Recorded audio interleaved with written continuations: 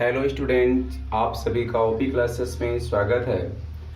आइए हम लोग इस वीडियो में देखते हैं प्रश्नावली 2.2 के प्रश्नों को सॉल्व करेंगे। जबकि हमने आपको प्रश्नावली 2.1 के प्रश्न को वहां पे केवल शून्यकों की संख्या गिनना ही बताया था कि कैसे आप शून्यकों की संख्या की पहचान कर पाएंगे। जबकि आज हम लोग प्रश्नावली 2 में शून्य के बारे में गहन अध्ययन करेंगे कि शून्य किसे कहते हैं, शून्यकों और उनके गुणांकों के बीच में क्या संबंध होता है। आज सभी बातों पर चर्चा करेंगे। तो देखिए, इसमें बहुपद के शून्यकों तथा गुणांकों के बीच जो संबंध होगा उसको जानेंगे।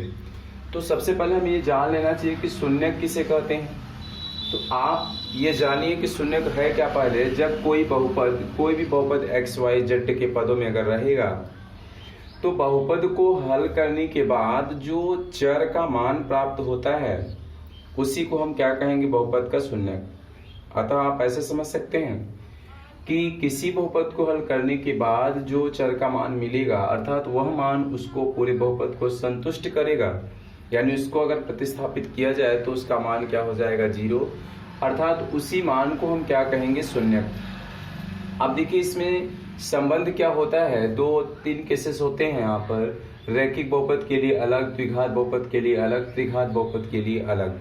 तो यहाँ आपको लगभग आपके सिलेबस में द्विघात और त्रिघात बहुपद की बात है। तो आइए हम द्विघात बहुपद और त्रिघात बहुपद के लिए शून्य क्या होंगे और उनके जो फार्मूला बनेंगे यानी उनके योगफल और गुणनफल पर उस पर चर्चा करते हैं। तो देखिए, इसमें पहला हम लेते हैं, देखिए यदि द्विघात बहुपद ax square plus bx plus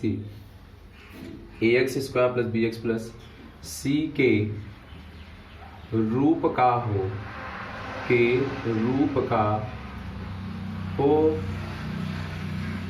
तथा इस रूप का हो और इसके जो शून्यक हों। देखिए, यदि इसके शून्यक अल्फा तथा बीटा हों तो ध्यान देंगे बात को।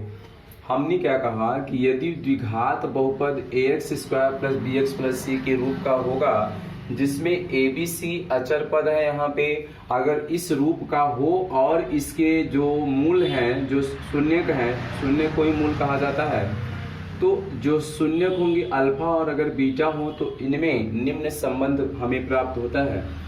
पहला पॉइंट इसमें क्या मिलेगा, शून्यकों का योग। ध्यान दीजिएगा, शून्यकों का योग। तो शून्यकों का योग क्या हो जाएगा, यहाँ से अगर हम फार्मूला को प्राप्त करें तो यहाँ हम लिखेंगे जो शून्यकों का योग होगा उसको आप लिखेंगे माइनस x का गुणांक बटे x स्क्वायर का गुणांक। ठीक है। अब देखिए, ध्यान देना है आपको कि क्या शून्यक होंगे, क्या x का गुणांक होगा, क्या x स्क्वायर का गुणांक होगा। तो हमने यहाँ पे आपको माना है, ध्यान दीजिएगा हमारी बात को। आपके शून्यक क्या है, अल्फा और बीटा का शून्यकों का योग। तो आप लिखोगे योग में अल्फा प्लस बीटा बराबर x का गुणांक का मतलब x के साथ यहाँ क्या है आप देख सकते हैं, तो माइनस b बटे एक्स स्क्वायर का गुणांक मतलब एक्स स्क्वायर के साथ कौन सी गिनती गुणा कर रही है, तो यहाँ पे a है। तो इस प्रकार से आपका फार्मूला प्राप्त होता है अल्फा प्लस बीटा बराबर, आप चाहें तो माइनस एक्स का गुणांक बटे एक्स स्क्वायर का गुणांक लिख देंगे, चाहे माइनस बी बटे आप क्या लिख देंगे, a लिख देंगे। तो इस प्रकार से आपके शून्यकों का क्या हो गया, योगफल, है ना। तो यहाँ हम समझ सकते हैं कि माइनस बी क्या है, x का गुणांक है और a क्या है, एक्स स्क्वायर का गुणांक है। इसमें दूसरा जो संबंध मिलता है शून्यकों का गुणनफल का, ध्यान दीजिएगा, शून्यकों का गुणनफल। तो शून्यकों का गुणनफल बराबर होता है अचर पद बटे x स्क्वायर का गुणांक, अचर पद बटे एक्स स्क्वायर का गुणांक। अब आपको समझना ये है कि हमारे शून्य कौन है, अल्फा और बीटा है। तो आप यहाँ लिखोगे अल्फा इंटू बीटा, क्योंकि इसका गुणनफल कहाँ है, अचर पद क्या है, देखिए इसमें अचर पद क्या है, जिसमें कोई भी चर सम्मिलित ना हो, अर्थात जो c है वो अचर पद है। तो आप यहाँ लिखोगे c और अपान क्या हो जाएगा, एक्स स्क्वायर का गुणांक हो जाएगा a। तो आप यहाँ क्लियर कर पाए होंगे कि जब द्विघात बहुपद ax square plus bx plus c बराबर c के रूप का अगर हो और इसकी शून्यक हम लोग मान लें कि अल्फा और बीटा है, तो इनमें संबंध क्या निकल के आएगा, शून्यकों का योग बराबर माइनस एक्स का गुणांक बटे एक्स स्क्वायर का गुणांक। और अब शून्यक हमारे क्या थे, अल्फा बीटा थे, तो आपने लिखा अल्फा प्लस बीटा, एक्स का गुणांक क्या है यहाँ पर देख पाएंगे बी, तो माइनस बी, और एक्स स्क्वायर गुणांक क्या है माइनस ए। अब शून्यकों का गुणनफल, गुणनफल मतलब गुणा करना है, अल्फा इंटू बीटा, अचर पद बटे एक्स स्क्वायर गुणांक, अचर पद का मान क्या है यहाँ से c है और एक्स स्क्वायर गुणांक क्या है a है। तो आप याद रखेंगे कि जब शून्यकों का योगफल निकालना रहेगा तो हमें x माइनस एक्स का गुणांक बटे एक्स स्क्वायर और गुणनफल में अचर पद बटे एक्स स्क्वायर का गुणांक। अब इसी को अगर हम थोड़ा सा आपको उदाहरण में दे रहे हैं, समझा भी दे रहे हैं कि इसको हम किस प्रकार से मान को रखेंगे। तो देखिए यहाँ से हमने ले लिया, जैसे देखिए आप मान लेते हैं कि यदि आपके पास कोई बहुपद ले लिया जाए, देखिए 3x square plus 4x plus 3, ध्यान दीजिएगा हमने आपको ये समझाने के लिए सूत्र को एक बहुपद ले लिया 3x square plus bx plus c। अब देखिए ये किस रूप का है, ax square plus bx plus c के रूप का है। कहने का मतलब ये है कि a की जगह पर 3 है, b की जगह पर 4 है, फिर c की जगह पर 3 है। अब इसी से अगर हम कहें कि इसमें आप शून्यकों का योगफल और गुणनफल ज्ञात करिए, तो पहले हमको क्या करना पड़ेगा, इसको हल करके x का मान निकालेंगे, और x का मान जब यहाँ से निकालेंगे तो x का कोई मान आएगा दो ठो, जो मान आएगा वो क्या हो जाएगा, अल्फा और बीटा हो जाएगा। और इसमें x का गुणांक कहेंगे तो आप यहाँ पे 4 रखेंगे, एक्स स्क्वायर गुणांक कहेंगे तो 3 रखेंगे, और इस प्रकार से यहाँ पे आप अचर पद का मान क्या लेंगे, 1 लेंगे। तो अभी क्वेश्चन सॉल्व कराएंगे तो आपको अच्छे से समझ में आ जाएगा। अभी हमने आपको ये बताया है कि यदि द्विघात बहुपद, यानी जो बहुपद है वो द्विघात के रूप का होगा तो इसके बीच में संबंध इस प्रकार से होगा। अब इसी के आगे हम इसमें त्रिघात बहुपद में जो संबंध होता है उसको भी देखते हैं। तब तक आप इसको वीडियो को रोक करके नोट्स को बना लीजिए।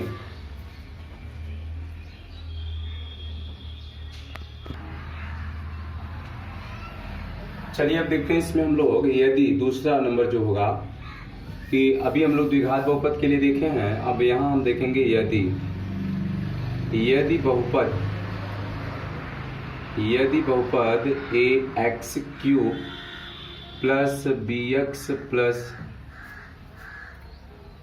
bx स्क्वायर रहता है, bx square plus cx plus d के रूप का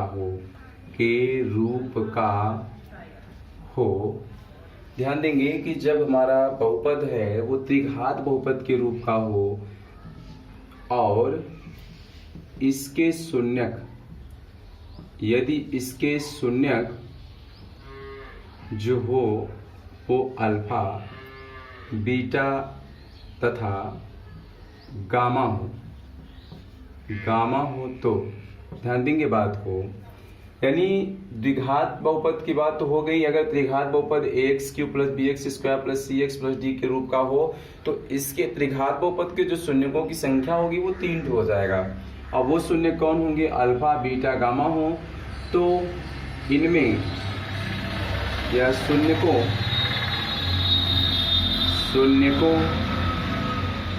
के बीच निम्न संबंध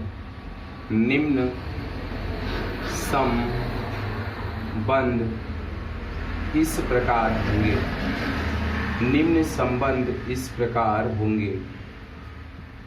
तो इस प्रकार में क्या क्या संबंध लेंगे, माने 3 प्रकार गुणांकों और शून्यकों के बीच में जो संबंध आएगा, पहला इसमें देखिए होगा alpha plus beta plus gamma. जरा समझ पाएंगे इसको कि अल्फा बीटा गामा जो इसमें है शून्यकों का योगफल है, ठीक है, शून्यकों का योगफल अर्थात अल्फा प्लस बीटा प्लस क्या हो जाएगा गामा। इसको हम लिख पाएंगे इसमें माइनस एक्स स्क्वायर का गुणांक बटे एक्स क्यूब का गुणांक, एक्स स्क्वायर का गुणांक बटे एक्स क्यूब का गुणांक, या इसी के बराबर आप लिख सकते हो माइनस बी अपान ए। ध्यान देंगे एक्स स्क्वायर का गुणांक क्या है, यहाँ पर बी है इसलिए लिया गया माइनस बी अपान ए। तो ये इसका हो गया। अब इसमें हमें दूसरा पॉइंट लेना है जो वो शून्यकों का गुणनफल होगा।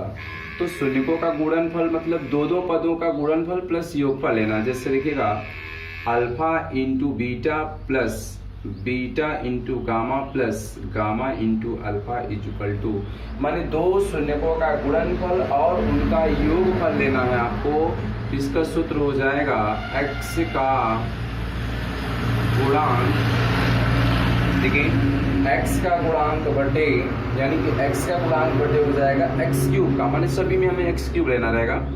तो x क्यूब का गुणांक, ये इसमें फार्मूला बनेगा। पहले हमें क्या करना है, शून्यकों का योगफल माने alpha plus beta plus gamma जब लेंगे तो माइनस एक्स स्क्वायर का गुणांक बटे एक्स क्यूब का गुणांक। फिर यहाँ लेना है, देखिए दो शून्यकों का गुणनफल प्लस योगफल। तो alpha into beta plus beta into gamma plus gamma into alpha बराबर एक्स का गुणांक बटे एक्स क्यूब का गुणांक।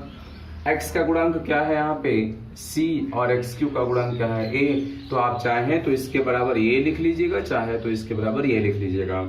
और तीसरा जो फार्मूला इसमें बनेगा आपका वो हो जाएगा अल्फा इंटू गामा, यानी कि मूलों का शून्यकों का गुणनफल alpha into beta into gamma, माने सभी का इंटू कर लेना है, alpha into beta into gamma. और यहाँ हो जाएगा माइनस अचर पद बटे एक्स क्यूब का गुणांक। अब इसके बराबर आप क्या लिखोगे, तो अचर पद क्या है यहाँ पे माइनस डी अपान क्या हो जाएगा ए। तो फिर से ध्यान दीजिएगा, आप जब द्विघात बहुपद में रहेगा तब तो हम लोग फार्मूला जो पीछे बताए हैं वो आप लगाएंगे, यानी अल्फा प्लस बीटा बराबर एक्स स्क्वायर गुणांक बटे एक्स माइनस एक्स का गुणांक बटे एक्स स्क्वायर का गुणांक, और अल्फा इंटू बीटा बराबर हो जाएगा अचर पद बटे एक्स का गुणांक, एक्स स्क्वायर गुणांक। जबकि जब यहाँ पे त्रिघात बहुपद के रूप में होगा तो हमें ये तीन संबंध मिलेंगे और इन्हीं से हमें सत्यता की जांच करनी पड़ेगी। तो ये तो आपके देखिए फार्मूले हो गए। अब हम आगे आपको प्रश्नावली 2.2 के जो क्वेश्चन है उसको आपको बता रहे हैं।